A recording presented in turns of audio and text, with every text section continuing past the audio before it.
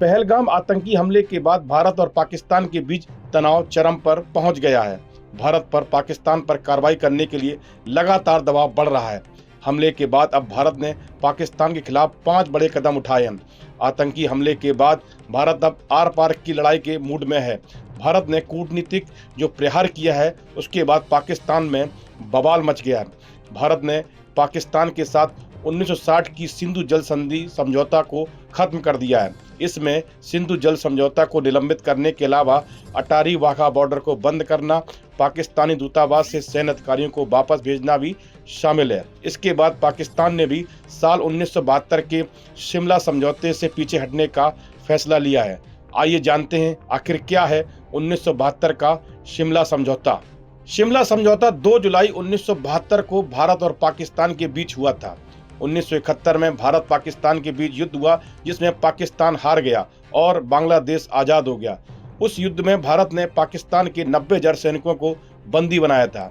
युद्ध के बाद शांति बनाने के लिए भारत की प्रधानमंत्री इंदिरा गांधी और पाकिस्तान के राष्ट्रपति जुल्फ़िकार अली भुट्टो ने शिमला में ये समझौता किया। मेन शिमला समझौता शांति बनाने और दोनों देशों के बीच रिश्ते सुधारने के लिए किया गया था।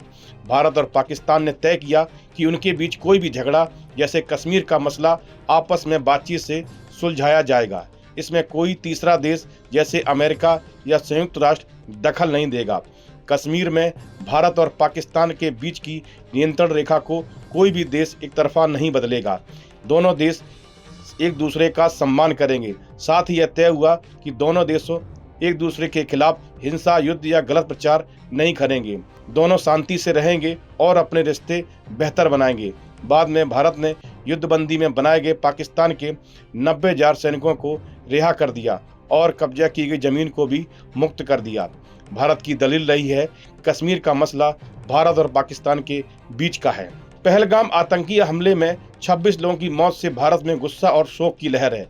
प्रधानमंत्री नरेंद्र मोदी ने CCS की बड़ी बैठक की जिसमें पाकिस्तान के साथ हुए सिंधु जल समझौते को तत्काल प्रभाव से समाप्त करने का फैसला लिया गया। यह संधि 19 सितंबर 1960 को हुई थी जिसके अनुसार भारत को रावी, ब्यास और सतलुज का अधिकार मिला। वहीं पाकिस्तान को सिंधु, झेलम और चिनाब के इस्तेमाल की इजाज़त मिली।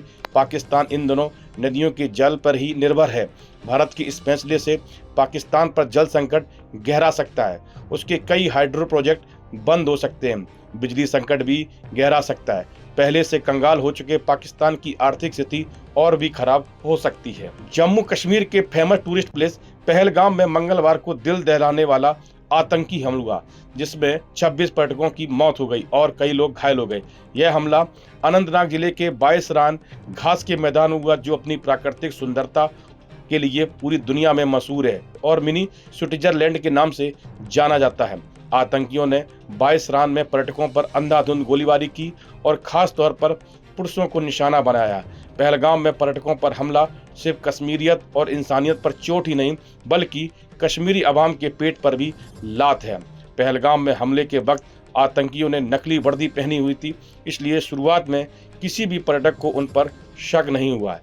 लेकिन थोड़ी देर बाद ही जब उन्होंने हिंदू पर्यटकों की पहचान कर उन पर फायरिंग शुरू कर दी तो मौके पर भगदड़ मच गई।